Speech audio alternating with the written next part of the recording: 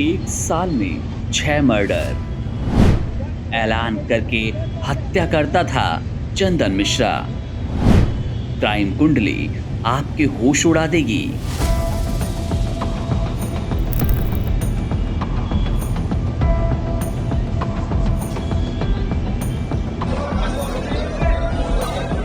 बक्सर जिले के सेमरी बड़ा गांव का रहने वाला चंदन मिश्रा कभी क्रिकेट खेलने वाला एक सामान्य लड़का था, लेकिन उसकी जिंदगी ने कुछ ऐसा मोड़ लिया कि वो बिहार के सबसे कुख्यात अपराधियों में शामिल हो गया।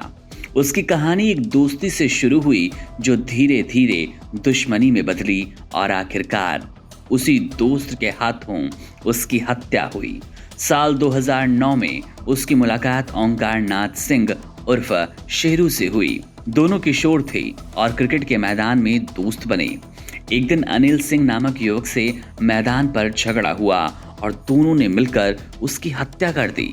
नाबालिग होने के कारण उन्हें जल्दी रिहाई मिली, लेकिन बाहर आते ही दोनों ने मिलकर अपराध की दुनिया में कदम रखा।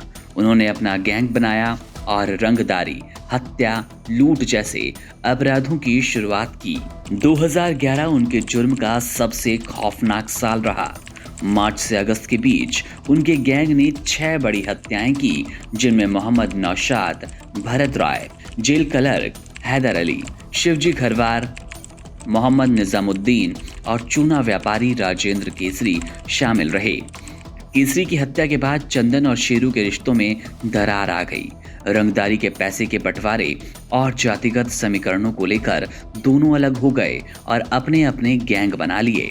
इसके बाद दोनों को कोलकाता से गिरफ्तार किया गया और बक्सर लाकर कोर्ट में पेश किया गया।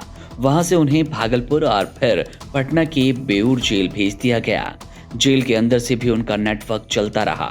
केसरी मर्डर केस में कोर्ट ने शेरू को फांसी और चंदन को उम्र कैद की सजा सुनाई। हालांकि बाद में हाई कोर्ट ने शेरू की फांसी की सजा को उम्र कैद में बदल दिया। चंदन इतना दुस्साहसी था कि एक बार कोर्ट में पेशी के दौरान उसने पुलिस की बंदूक छीन ली और फायरिंग करते हुए फरार हो गया। इसके बाद आरा पुलिस ने उसे दोबारा पकड़ा। जुलाई 2025 में चंदन को पाइल्स के इलाज के लिए कोर्ट से पैरोल मिली। वो पटना के पारस हॉस्पिटल में भर्ती था और 18 जुलाई को उसे जेल लौटना था, लेकिन उससे एक दिन पहले 17 जुलाई की दोपहर 5 हथियारबंद हमलावर अस्पताल में घुसे और सीधे कमरा नंबर 209 में पहुंचकर चंदन पर ताबड़तोड़ गोलियां चला दी।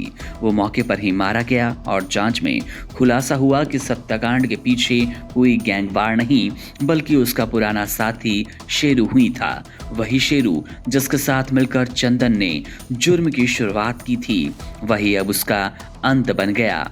इस घटना ने न सिर्फ चंदन मिश्रा की कहानी का अंत कर दिया, बल्कि ये साबित कर दिया कि अपराध की दुनिया में दोस्ती नहीं टिकती, वहां सिर्फ सत्ता और बदले का खेल चलता है।